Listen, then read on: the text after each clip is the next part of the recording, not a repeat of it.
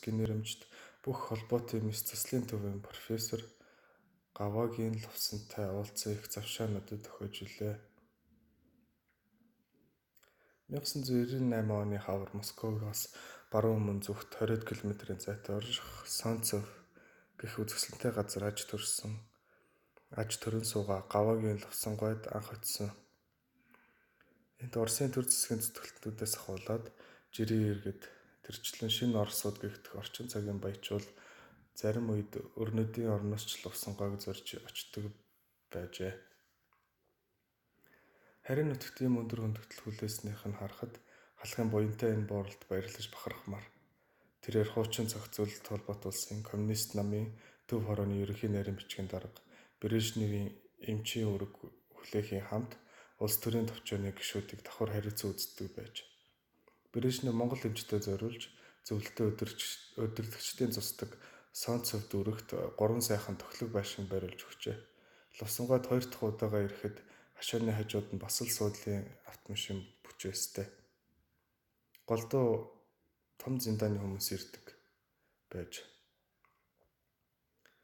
Би чинь хуучин зөвлөлтийн үед тусгай эмнэлгийн эмчээр ажиллаж байсан. Тэр үеийн хүмүүс надад дассан юм өрүүлжил холбоотой байдаг. Цаг хувирлаа гэж сэтгэлд нь сэв суулгаж эднийг гомдоочихгүй юмсан гэж бодоод чин сэтгэлээрээ тусалдаг байжээ.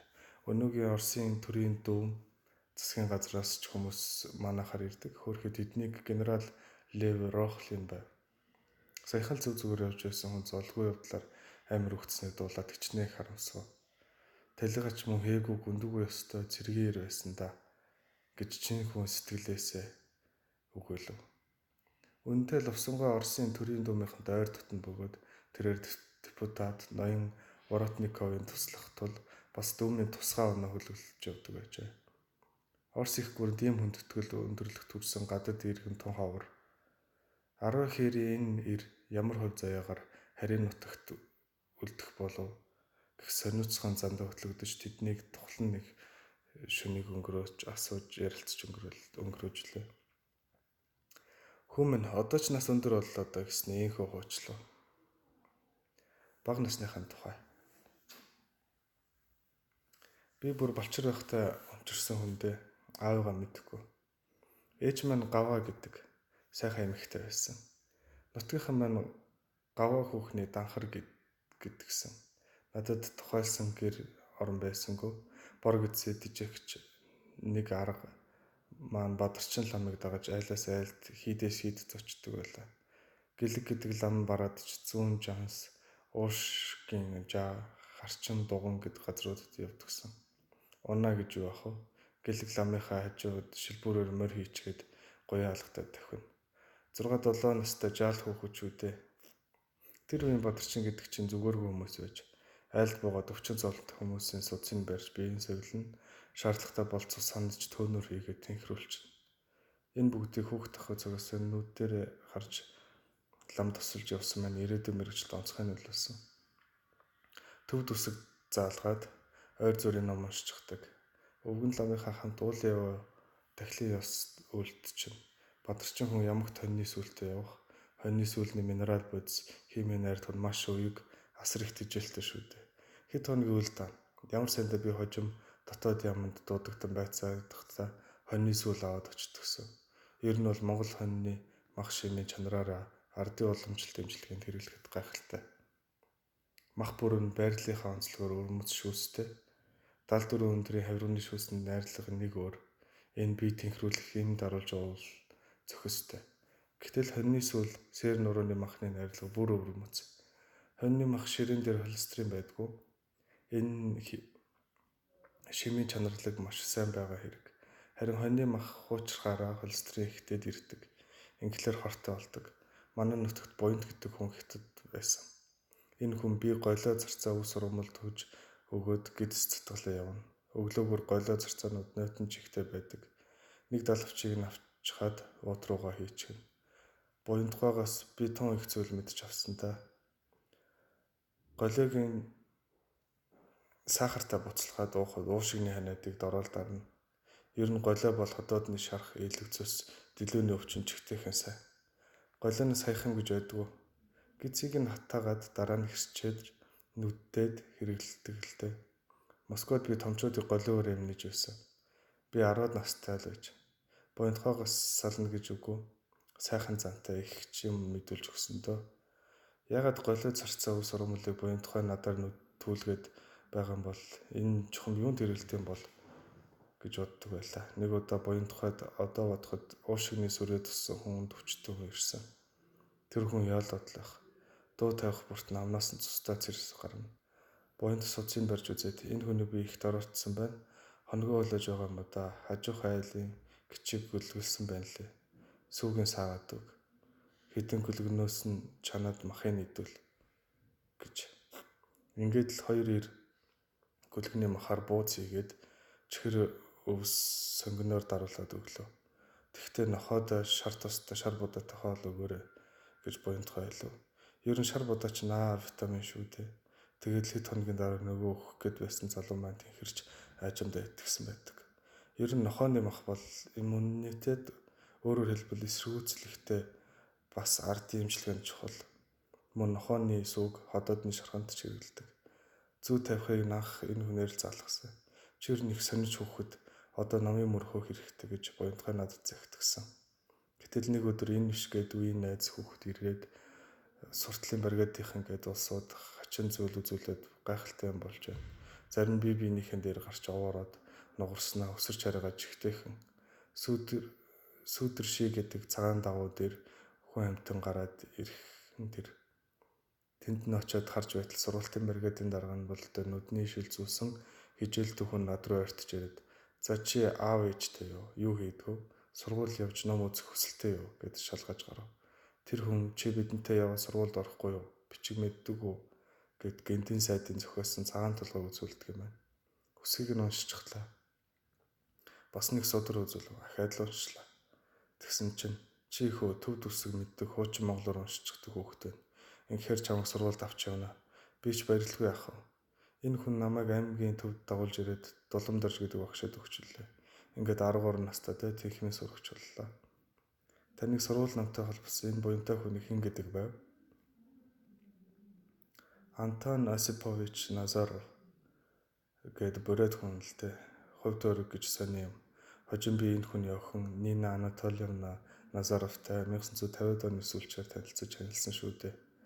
Намайг авчигдан ад шоо болоход энэ хүний охин одоо миний эхнэр Нина Назаров бол түшиг болж жагал зовлонг минь хуваалцаар өдийг хүрлээ. Би танхимдаа дандаа онц сурдаг байсан. Намайг сурцчих аймгийн төвд Улаанбаатарс нэг лам ирдлээ. Нэлэх багасаа лам дагаж өссөн болохоор тэр нөгөө хүнтэй танилцав.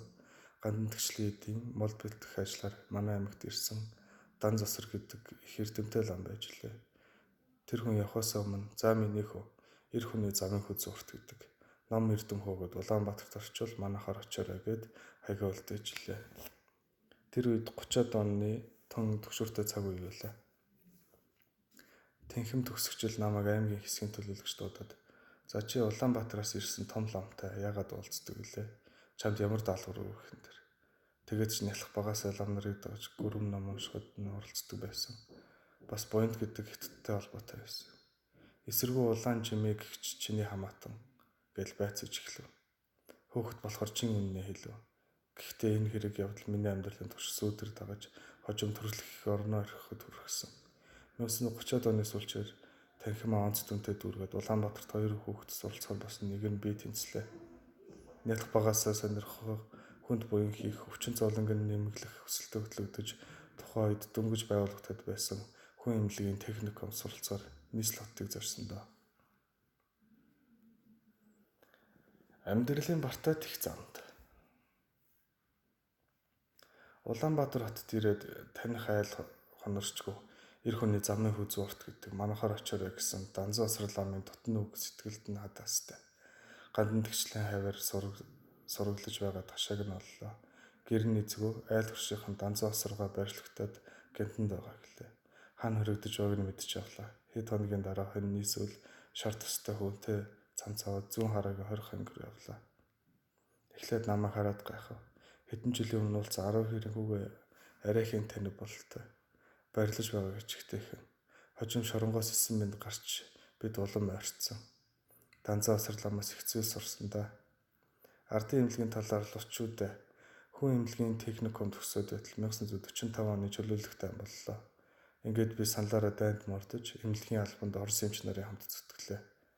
Үүнийхээ зэрэгсээ бас тусгай өрөг гүйцэтгэж улс төрийн хоригдлуудыг судлах үйл ажиллагаанд оролцсон. Ингэж явахдаа шархтаж үзлээ. Залуу байсан болохоор тэр биеинд байх сумыг тоохгүй явсаар байтал 50 жилийн дараа нөгөө сумны хоргийг чинь илэрсэн шүү. Ингээд 1996 онд мэдсэл хийлгэж сумаа ахуулсан. Одоо зүгээрээ. Би зөвлөлт холбоот ус руу Харьковын ангаахын явах сургуульд 1950 онд төгсөөд ирсэн. Ангаах ухааны дунд сургуулийн багш тэнхмийн эрхлэгчээр ажиллалаа. Хэдүүгээр Европын эмнэлгийн ухаанд мэргэжсэн ч хар нялхаасаа гүрэм номын дуу сонсч ардын уламжлалт эмчилгээнд амтжсан маань миний хүс сэтгэлийг илүүтэй эзэмдэнэ.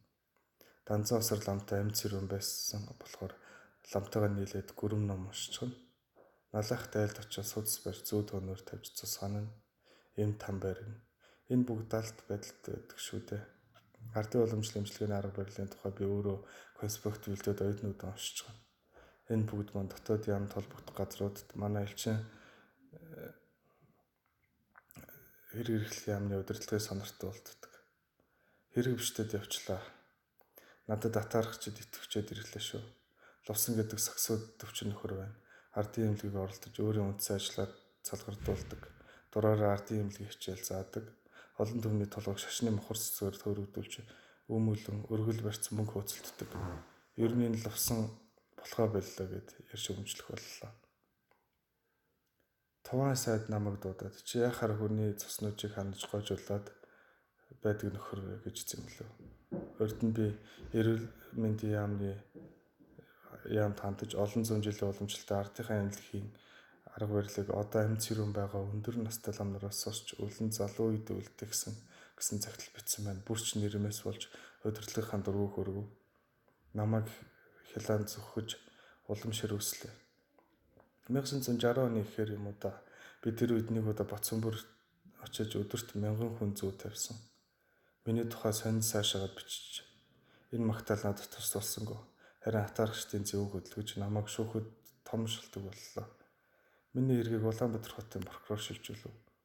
Зүү тавих хэрэггүйж зүү тавилаа гэж буруутгасан.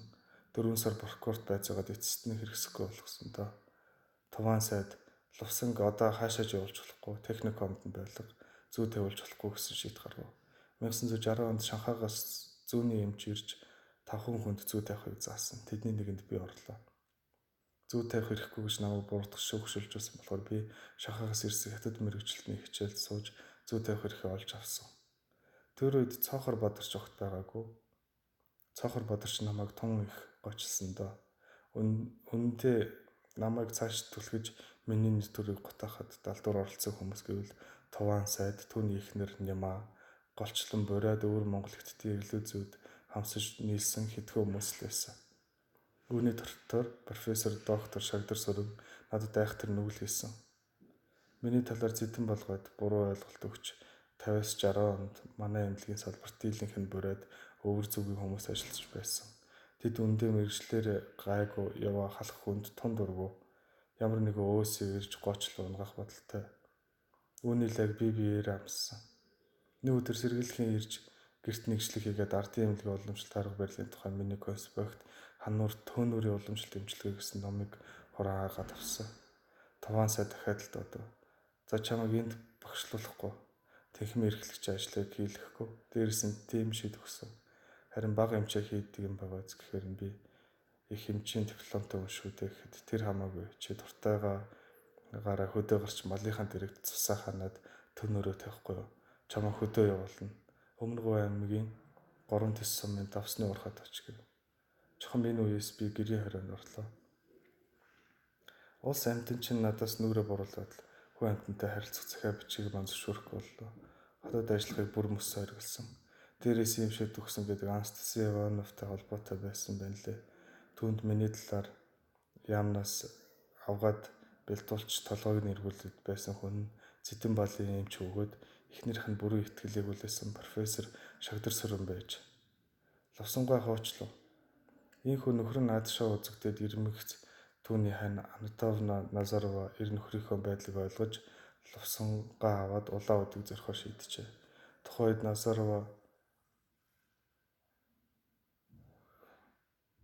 Назарва багшилж байсан. Ингээд Монгол нутгийн агаарт харахгүй биеийн байдал нь тааруу гэдэг шалтгаан гарган нөхрөө дагуулan Брод руу явсан. Лувсангаа Монгол ёсоо бодоод Туван сайттай салах ёс гүйцэтгэхээр орохт нь "За Лувсан чи улаан удад очиод хоол олж чадахгүй. Их худлаа ихэд жилийн дараа л үсгэлэн антан буцаж ирээд" гээд хурхсан. Ийхүү басамжлуулаад гомдсон Лувсан хүний нутгийн зүг хөдөлжээ. Харин 1964 онд улаан удад ирэхэд Бродийн эрүүлэг хамгаалах яамны сайд Петрушинов түүнд их тус хүргэж шинэ газар ажил төхнөхт нь бүх талаар дэмжлэг үзүүлсэн байна. Лувсангаа зүүн эмчилгээ ардын уламжлалаа Европын эмнэлгийн онолтой хослуулан ажилласан олон нийтийн хүндэл хүлээж нэр нь өсөж улаан удад төдийгүй Москвад ч түүнийг сонирхох болжээ. Харин тэр үед уугуул нутагт нь Лувсангаа нэр төрийг гутаахад чиглэсэн үйл ажиллагаа улам гүнзгийрсэн юм. Тэр Лувсан бурхангүй газрын бомб галзуурын хичээр Бродд их төвчнөж байгаа юм баха. Өргөл барьсан мөнгөний хойноос лулаардаг гин. Гэтэл 60-аад оны сүүлчээр Гавуугийн Лувсан Бродийн гаюут эмч хэмэх эрхэм цолыг хүртэж ардын уламжлалт эмнэлгийн сэдвээр анагаах ухааны эдийн эрдэмтний зэрэг хамгаалжээ.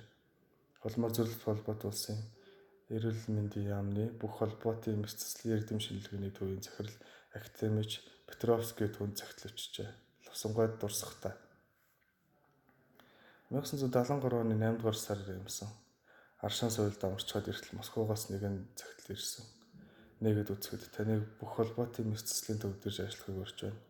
Эрдэм шинжилгээний ажилтнууд зөв амжилтны талаар танилцуулж тэдний зөв амжилтыг сургана уу? Мэдчилсэн Зөвлөлт холбоотой улсын эрүүлэг хамгаалах яамны сайд бүх холбоотын эмч цэцлийн төвийн захирал Борис Васильевич Петровский гэсэн байна.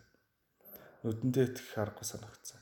1969 онд Петровский Зөвлөлт бодоод улсын эрүүл мэндийн яамны сайд болонгуудаа зөвхөн уламжлалт Европ эмнэлгийг төдийгүй ардын эмчилгээгч орчин цагийн эмнэлгийн шинжлэх ухаанд хослуулан хэрэгтэй гэсэн зарчмуудыг асуудлыг төвшүүлсэн байж харин миний эмчилгээний талаар вокруг света сэтгүүлээс олж мэдсэн байна.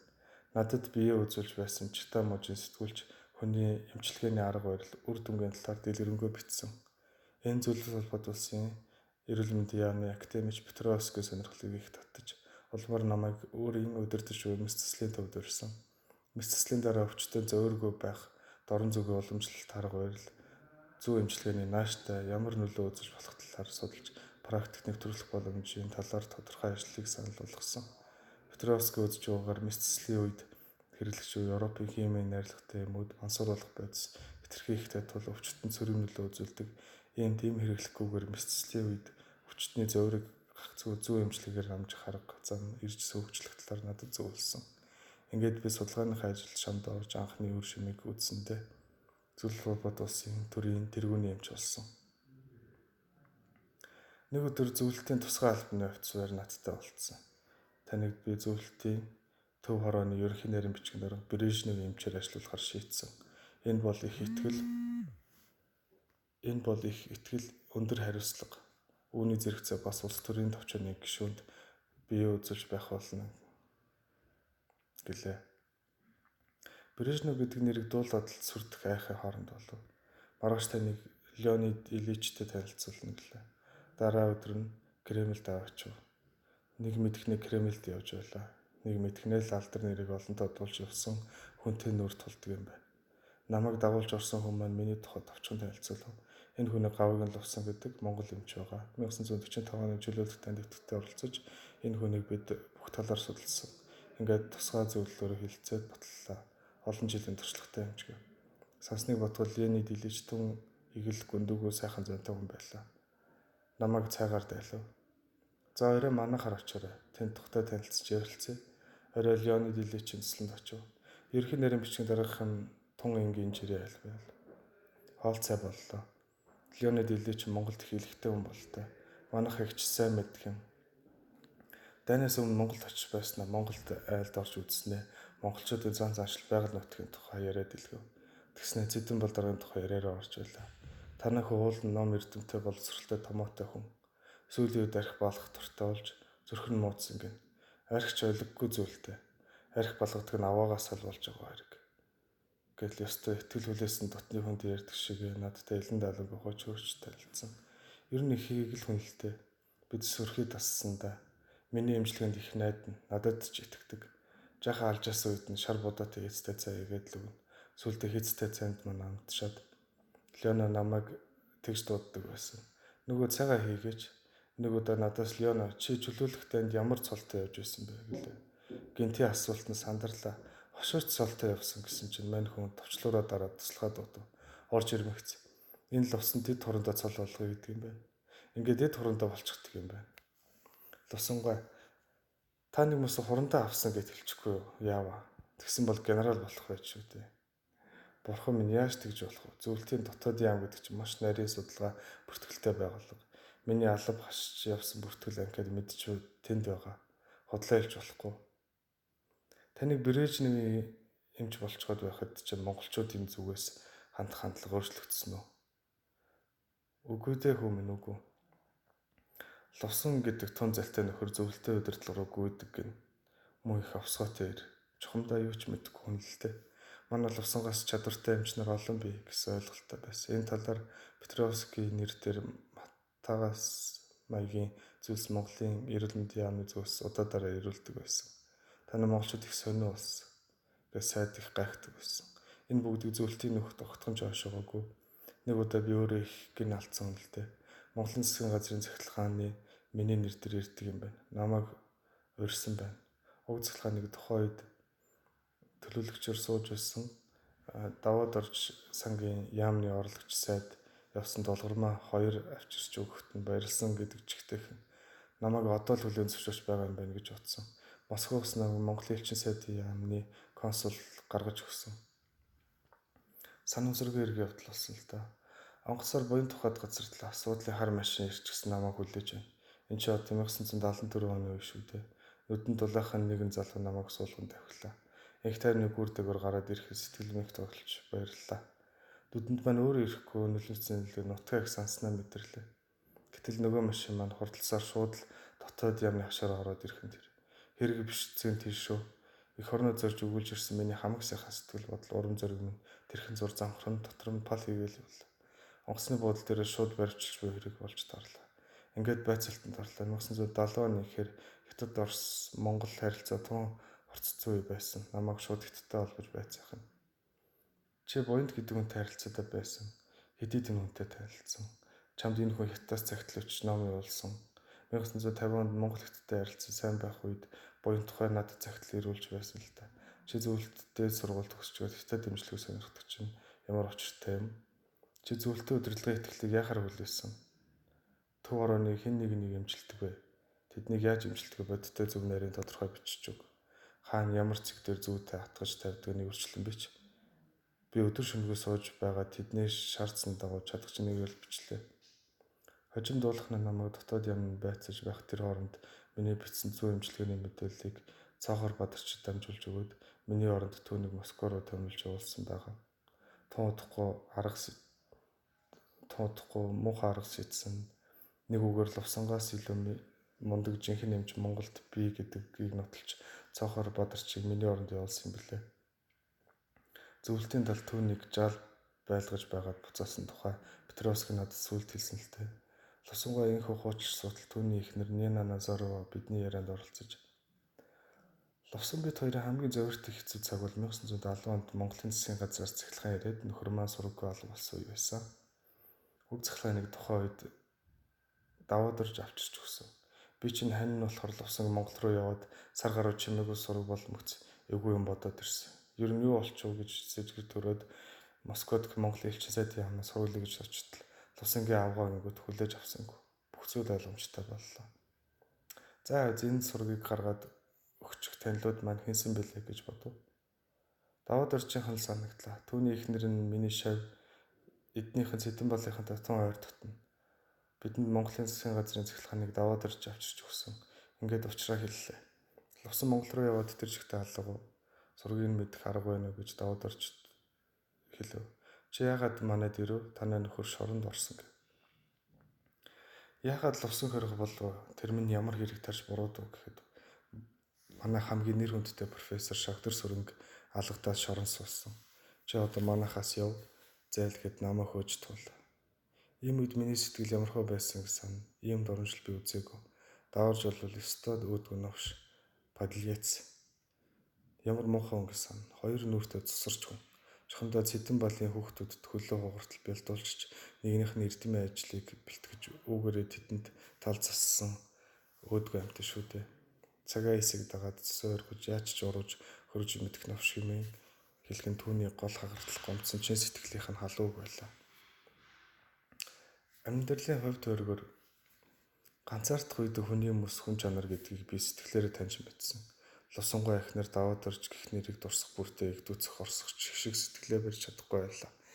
Энэ новш даваад орж одоо хаана юу хийж байгаа бол үр хүүхэд нь ямар шуу улс байж гэж надаас хизээт ч арилжгүй сэтгэлийнхэн шарах гомдлыг нь Нина Назарогийн бухимдлаас би ойлгосон. Энэхүү эсэл Лусангой даваад оржийнхан гээд тэр үед чинь цэдэн болон гэр бүлийнхэнтэй ойр дотно байсан болохоор жигтэй хийх юмсэг дээгүүр зөнтэй хүмүүс байж лээ. Даваад орчин хиттийн ирлийз нөгөө хамгийн нэр хүндтэй профессор Шагдар Сүрэнж хиттийн ирлийз байсан шүү дээ. Монголын засгийн газрын захиргааныг даваад оржил надад авчирсан. Тэр нь ямар бузар далд хор сонд байсныг би яаж мэдэх вэ те? Та өнөхөр профессор Шагдар Сүрэнг алгачихсан юм уу? Яалаа гэж те юу чинь алгадахтаа мантай. Буян тухайгийн буудлын дээр шууд барьвчилсан байдаг. Нина Назаро за тэгээд ловсон маань хоригдож байгаа гэдгийг даваад орж ямнаас мэдчихл авсан. Одоо яах вэ? Зөвлөлт толгойд улсын эрүүл мэндийн яамны сайд Петровскийд хандхаас өөр аргагүй боллоо. Энэ том хүний нэр хүндээс айгаад тулж очиж зүрхлэхгүй байлаа л да. Нэгэд нөхөр маань Монгол барьцлагчаа байхад хэлхээс ороо байсангүй. Ингээд түүн дээр очлоо. Ямар сайхан үлдээж авсан гэсэн. Борис Васильевич минь лувсанг маань Монгол барьцлсан байна. Одоо яах вэ гэхэд санаа бүүзөө би лувсанг өрсөн хүн. Ийм төвчрийг олно гэж хэлээ. Сэтгэл баг зэрэг тавширлаа. Тэр үед Монголын талаас лувсан бол Монголын иргэн хүн. Манай хооронд эмнэлгийн мэргэжил нутагталтай байгаа учраас түүнийг энэ саатуулах хэрэг гарсан. Петровскийд хариу өгсөн юм. Би бүр санаа зовоод олон улсын эмэгтэйчүүдийн байгууллагад хүртэл хандсан. Энэ байгууллагч гэсэн лувсангийн минь төлөө хөөцөлдлөө. Ингээд 6 сарын турш байцаагаад нөхрийг мас уулсан. 1970 оны 7 дугаар сарын 26-ны өдрийг би мартдаггүй. Улаан өд дээр лувсангаа би ухтаа авчлаа. Танигдахын аргагүй турж итсэн. Москвоос мордохдоо хичнээн өнгө жохотой байсан гэсэн. Гэтэл хагас жилийн бөөнх хугацаанд өсөнд нь буур суучихсан. Цонхой сайтан гал тэрнээс бууж ирлээ. Брежнев тэр үед энэ Монгол манад хэрэгтэй хүн гэж хэлсэн гэсэн. Энэ түүнийг суллахад нөлөөлсөн бизээ. Лувсан нэг өдөр байцаагтахаар ортол нөгөө Эрдэнэ сүрхий албархаг байсан хүмүүсийн зам байдал нэлээд зөөлөрч өөр болчихсон байж. Яриа хөрөө найтайхан би ч ойлголоо намайг суллах болж гэж анзаарсан. Ер нь тэгээд байцаатын гол үр дүн гэвэл миний имчилгээний бүх арга барил ямар зүй тавьдаг, ямар өвч яаж зүгээ тавьдаг талаар бичүүлж авах байж л дээ. Дараагаар нь би явхаас өмнө ягаад ч профессор Шагдар Сүрэнтэй уулзмар санагдаад Москвоос авчирсан армян коньяк аваад очлоо. Тэгсэн урьдаас минь тун зэвүүн зам гаргав. Нөгөө коньякийг манд хүртлэхэд авсангүй. За чи хөө зөвлөлтөө өдөртөгчдөг имжилдэг гэлөө. Чиний юм мэддэг чинь юу ах вэ? Яста төвчээд л би тэднийхээс гарсан. Гэтэ тэр цагт хүний сайн олон байжээ. Зов шаналж явахад миний сэтгэл санаа өсрөх хүний дэмжлэг үзүүлж тохиолдсон бэрхшээлийг минь ойлгож жаргал зовлон минь хуваалцдаг байсан. Сайхан хүмүүсээ байнга санаж хөндлөж явдаг. Гавьт нисгэгч Бацүх, академич Лувсан Данзан, Цэндийн Дамдын Сүрэнгой, эрүүл мэндийн яамны Нямосор орлогч сайд Жамба, гавьт эмч доктор Лувсан Давг нартай талархаж явдаг. Ялангуяа Нямосор Жамба хоёр маань тун шудраг хүмүүс. Нямосор нэг удаа Лувсан чи надад муу юм бүү санаарай. Чамайг цөөн хийдэх хүн оролдоод байгаа юм. Миний эрх мэтлээс давчсан даргын авгаа бололтой. Зөвлөлт холбоот тесрэг явах өмнө хүн Жамба сайд чи байрандаа байж байгаарай гэв. Ингээд машинаараа намайг эрүүл агаарт гаргалаа. Хагасаа өдөр Жамба сайдын цусланд очсон. Тэнд Нямосор Жамба академич Лувсан Вандан Дамдын Сүрэнгой нар байсан. Над зориулж хоол барьлаа. Тэр үед хоол өгдөг хүн гэж байсангүй. Надаас нүрэ буруулна гэхээс биш наашаа гэдэг хүн ховор байсан. Би их баярлаж Жамба маань хэсэг хүмүүс зарчимгүй шудраг бус юм хийгээд байна л да. Одоо үнэн шудраг юм алга болчтой. Энэ өдөр дотны нөхөд маань нэг өсөндөө өдөлт хийсэн л дээ. Ингээ зөвлөлтлөө явлаа. Манай дотоод яам намайг улаан удаас цааш явж болохгүй гэд байгаа. Их хуцаж байгаа хэрэг шүү. Улаан удад очиод тэндээс Москва руу онгоцоор ниссэн. Зөвлөлт холбоот улсын эрүүл мэндийн яамны сайд Петровскийн төлөөлөгч онгоцны бодлоос өгтөж аваад шууд сайд руу авчлаа. Бид халуун дотноор уулзав. Бид өөрийн чинтлэх санаар зовж байлаа. Чих ядарч цуцсан байна. За яг бүх зүйл хэвэн байлаа доо. Энэ бол туйлын шудраг бус харамсалтай хэрэг явдал байсан. Ер нь танай Монгол чамайг гадуурхаад байгаа юм бол манай улс иргэн болчихгүй юу гэж хэлж үлээ. Академич Чаазовч надтай уулзсангуудаа чи ингэж их хөрслөгдөж яах нүвтэй хэмээр халгалсан. Лувсангай энэ дурсамжийг сонсож суухдаа дэлхийн нэр зуутай энэ доктор профессорууд 10 хэрийн тал нутгийн халах энэ эрд ямар тутан сайхан ханддаг байваа гэж бодсон доо. Ямар учир шалтгаанаар зөвхөн хин гэдэг эрх мэдэлтний толгойг эргүүлж Лувсангайг монголчууд гадуурхуулсныг тэд сайн мэдсэн. Академич Чаазов эрүүл мэнд эрх мэдэл гэдэг номонд Орос хүүхэнд бүх эрх мэдлээ бүрэн өгөх хэрэггүй. Хэрвээ түүний хатганд орвол тун энэрэнгүү, тун дээрэнгүү дugшаа явартай болж хувирдаг.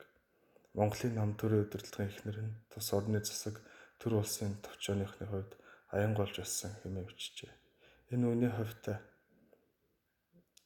дээд зэнтааныхан ч яг өөрсдөө зайлуулах, залж аргатай байсан тул дийлэнх нь 9 мэд амиа авч гардаг байсан. Харин аянгийн захиурыг цусарч бэлдуурч овжин хэрэглэж урдуураа хөндлөсөн бүгдийг нэргэдэг байсан. Түүний дөрвөнд Лувсангайн хувь заяа өртөж алс ал хаягдсан. Гэлээч гаваагийн Лувсан харийн газрын мэрэгжлийн чадвараа цойлж алдар нэрийн өндөрлөгт төрсөн. 1980 онд зөвлөлт холбоот улсын гавьяа тэмч эдүгээ Орос улбаны улсын гавьяат цол хүрсэн анагаах ухааны докторийн зэрэг хамгаалж профессор боллоо. Түүний бичсэн ардын эмнэлгийн уламжлалт арга барилын сэдвтэй ном Эрдмийн бүтээлүүд нь Оросын төдийгөө дэлхийн олон орны эмчнэрийн гарын авлага болж сайсан уншигчдын хүртэл болж байлаа.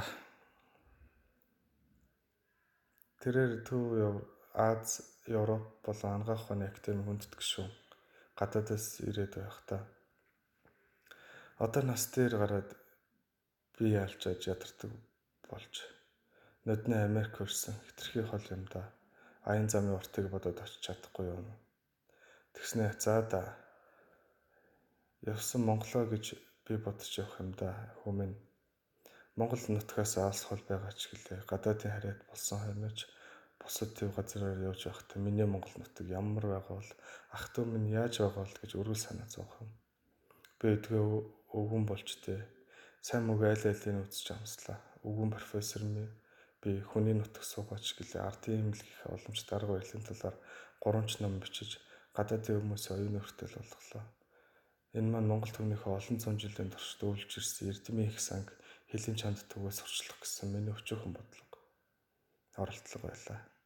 Монгол улс маань өөний эртний баян түүхтэйч эрдэм соёлтой хувьсгалын өмнөх сүм хийдүүд чинь дорнотын соёл уламжлалыг хадгалсан голомт байсан. Тэр олон лам нарт чинь бүгдээрээ монхон хүмүүс байгаагүй. Зурхаагаар мэддэг харь орны хил дээр соёлын боловсролтой эрдэм номын хүмүүс байсан. Хойч өв нь Монголдо элдэгтэй байж өвөг дээдсийнхэн баялаг үе сангаас шамдан суралцаж Монголынхаа нэрийг өндөрт дурсгаж яваасай. Эх орон минь өөдөлж дэвшлэх учиртай урь дахь хоёр дахь хөрштэйг найрсаг нийцтэй байж аль альнаас нь дэвшилтэй зүйлийг нь бүтээлчээр өөрийнхөө нөхцөл тохируулан үндэсний өрмөц онцлог хадгалан хүчээсэй. Би 1945 он чөлөөлөх танд явахдаа одон медалийн ханаас яваагүй. Их норныхоо эрхэм дэд язгуур их ашиг үндэсний тусгаар тогтнол аюулгүй байдал ирээдүйн хойч үеийн сайн сайхны төлөө зүтгэж эр хүний хувьд өргөө биелүүлсэн. Би одоо гадаадын харьяач гэлээ зүрх сэтгэлээрээ үлгийх нутгийнхаа 10 хэрийн талд мөнхөд аргамжаатай. Би Монгол түмэн хойч үедээ хандаж чин зүрхнийхээ энэ үгийг хэлж байгаа шүү. Сурвалжлагч тантай ярилцах энэ сайхан боломжийг ашиглаж төрөлх их нутгийнхаа халуун мэдшлийг дэвшүүлээ. Лувсангай та ер нь Монголоо хэдийд очсон бэ? Манай аймаг Өвөр хонгойгийнх 1991 онд аймгийнхаа ойгоор урьсан. Тэгэхэд нутгийнхаа сэлхийг өндөртөөд их баярлсан да. Та үнэхээр амьдралын ирээн бараныг үтсэн өрмөц сонин хувь зайтах уу юм. Харийн газар алтар нэрийн өдөрлөгт хүрнэ гэдэг амаргүй даваа байх. Аргагүй л та их хөдөлмөрт Тэсвэр төвчээр аяс чадрынхан хүчээр ийм амжилтанд нэр хүндээ олж итэ.